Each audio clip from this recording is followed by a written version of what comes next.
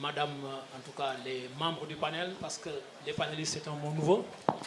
Permettez-moi tout d'abord de remercier, en tout cas, à l'entame de mes propos, Elhadji Gorgui Wade, qui a été mon cadet au lycée Abdoulaye Sadji. Moi, je suis sadjien et je serai sadjien pour toujours.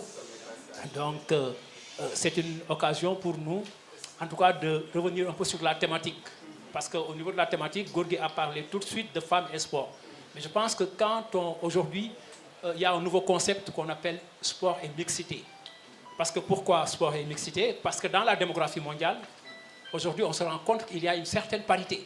Et si l'on se réfère aujourd'hui à l'Agence nationale de la stratégie de la démographie au Sénégal, les femmes sont en tout cas 51,1%, contrairement aux hommes qui sont 49,9%. Donc il y a une certaine parité dans le monde actuellement. Donc, au niveau même de l'accroissement démographique. Donc, au-delà de ça, il va falloir aussi que je rende hommage à une grande dame qui est là et qui va célébrer le 50e de son premier titre continental, Fatou Kiné Ndiaye.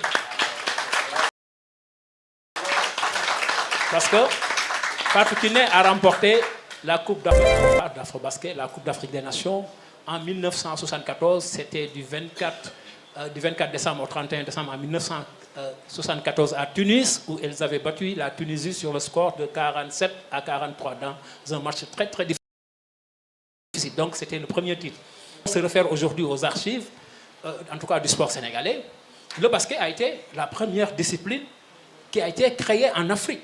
Parce que quand on se réfère par exemple à, en tout cas c'est un peu un rappel historique que je voulais faire, quand on se réfère à la charte de l'Afrique occidentale française, à la charte du Togo, à l'époque, il n'y avait pas de fédération, il y avait ce qu'on appelait la fédération des sports. Donc, toutes les disciplines sportives étaient des associations.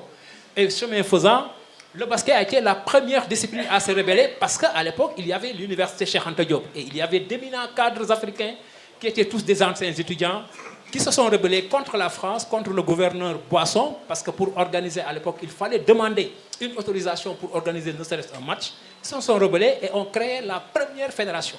Et la première fédération africaine est née au Sénégal, c'était la première fédération sénégalaise de basket. Elle est même née bien avant, en tout cas, la CAF dont on parle, le Conseil supérieur du sport en Afrique. Donc là, c'était pour faire un rappel historique. Au-delà de ça, je pense qu'aujourd'hui, on parle de sport et mixité. Pourquoi sport et mixité? Parce qu'il y a une démarche scientifique qui fait que nous sommes obligés aujourd'hui de parler de la problématique. Au-delà de la problématique, il y a aussi peut-être les causes. Et au-delà des causes, il y a l'impact. Et aujourd'hui, quelles doivent être aujourd'hui les solutions qui seront préconisées? Moi, peut-être, j'en ferai peut-être une large, en tout cas, synthèse après peut-être les différentes communications de ces filles-là, parce que j'avais préparé une communication, mais malheureusement, comme Manfatou Ndo est parti, je suis obligé de jouer au niveau de la modération. Donc, sans plus tarder, je vais passer la parole d'abord à Mme Fatou Kiné Ndiaye, que je présente, qui a été plusieurs fois championne d'Afrique, qui a gagné les Jeux de la francophonie.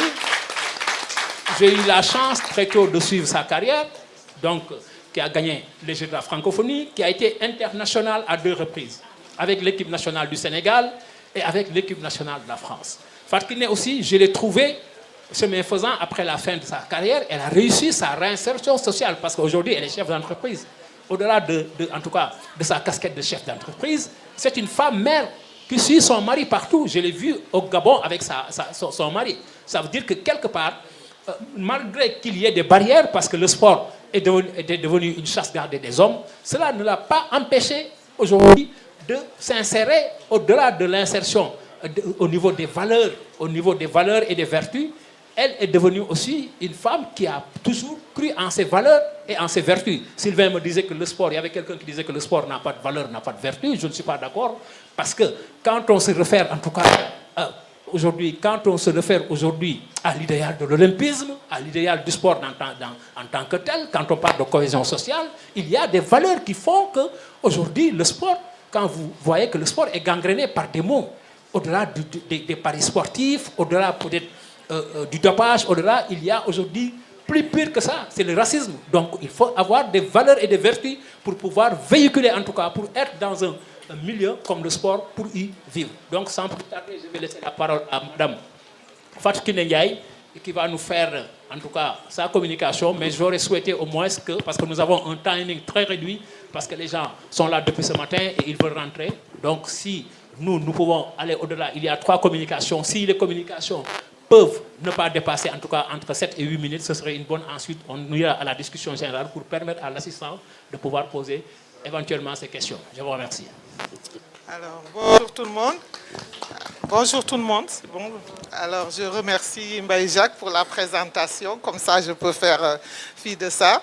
Mais je voudrais également remercier Gorgui Wade pour cette opportunité, vraiment cette belle initiative de gingembre littéraire. Je suis vraiment ravie de participer à cette édition qui est sport et cohésion sociale. Donc, aujourd'hui, nous allons explorer la place des femmes dans le monde du sport. Hein, c'est ça notre panel là aujourd'hui. Ce thème est essentiel car il interroge non seulement sur l'intégration des femmes dans ce secteur, mais aussi les opportunités et les défis qui se présentent à nous. Donc, la place des femmes dans le sport. Historiquement, le sport a été perçu comme un domaine dominé par les hommes. Cependant, nous assistons à une évolution significative. Les femmes occupent de plus en plus de postes de direction, d'entraîneurs et d'athlètes de l'élite.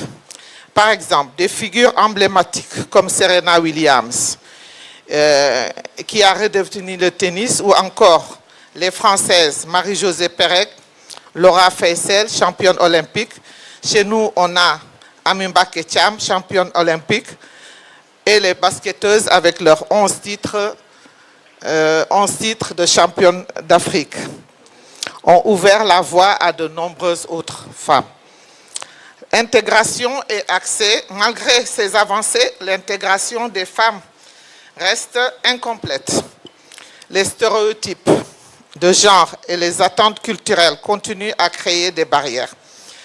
Ça, je vais m'arrêter là parce que je vais prendre exemple sur moi-même. À l'époque, nous, quand on jouait, dans les années 80, je me rappelle, les Français, les Américains venaient recruter les garçons, mais nous, les filles, on n'avait pas le droit.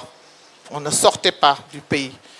Moi, quand je suis partie, j'ai dit à mes parents, à mon père, j'ai dit je vais en vacances parce que j'avais de la famille en France.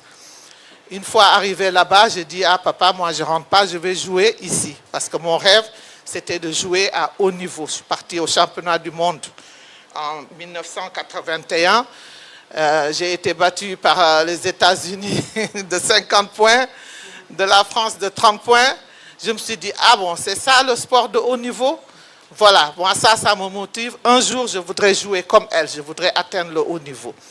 Donc quand je suis partie en France en vacances, j'ai dit, je ne reviendrai pas au Sénégal, je reste là jouer. Évidemment, mon club ne comprenait pas. Ils m'ont dit, ah non, ils ont dit à mon papa, mes parents, pression, tous les jours, il faut qu'elle revienne. J'ai insisté, j'ai dit non, je ne reviens pas, c'est ici que je vais jouer. Puisque de l'autre côté, j'avais déjà tout gagné, championne du Sénégal, championnat d'Afrique et tout ça. Donc maintenant, je vais aller à plus haut niveau. Donc, pour vous dire, le chemin par où on est passé, ce n'était pas facile. Il y avait trop d'inégalités entre les chances, les opportunités des hommes et les opportunités des femmes. Mais on s'est battu. On s'est battu et aujourd'hui, il y a beaucoup de progrès dans ce sens-là. Beaucoup de femmes se sentent encore exclues, que ce soit en tant qu'athlète ou dans les rôles de décision aussi. Ça manque. On n'est pas encore assez dans les rôles, de grandes instances, mais ce que disait dans l'autre panel, peut-être aussi il faut la formation, est très importante dans ce domaine-là. Il faut qu'on se forme. Pour illustrer cela, nous prenons l'exemple des journalistes sportifs qui doivent souvent faire face à des préjugés et à un manque de reconnaissance dans un milieu perçu comme masculin. Ah, dommage que Fama Fatou est partie, mais je pense que Savané, elle va nous en parler.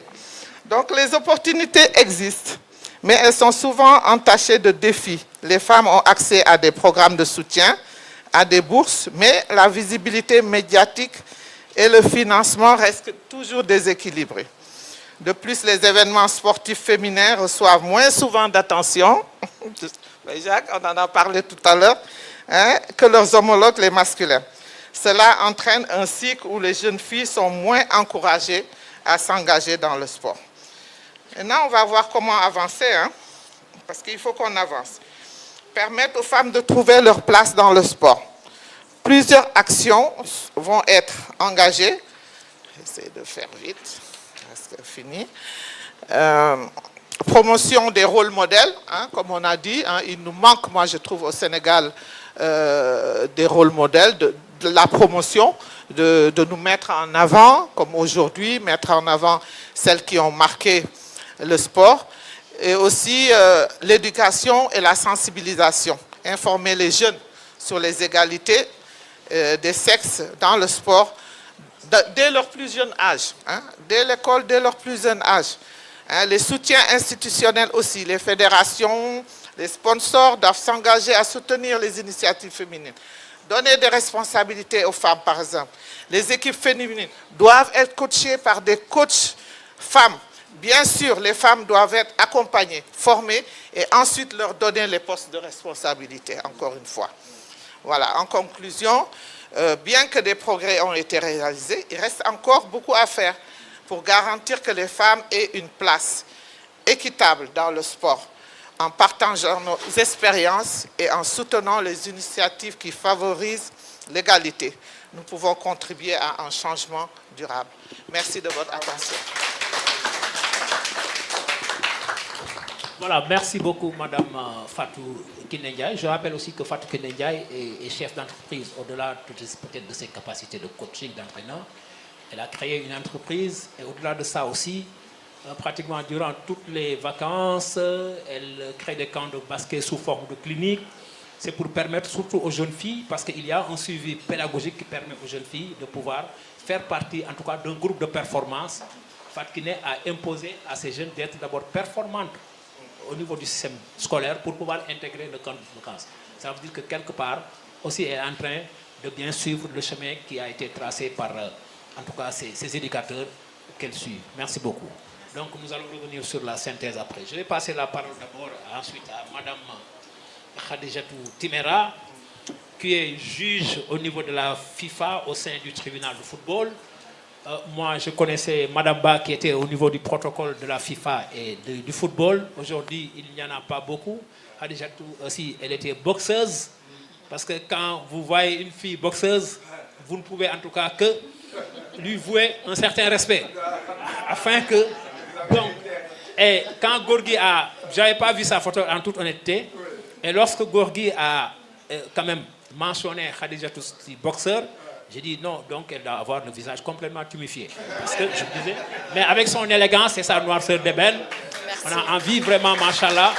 Donc, ça veut dire que le sport a des valeurs. Au-delà de ça, c'est pourquoi qu'on appelle la boxe le noble art. Donc, Madame Khadijatou Batimera, je vous passe la parole. Je vous remercie pour cette présentation. Je vais me lever. Je pense que je vous dois ça. Alors, Bismillahirrahmanirrahim.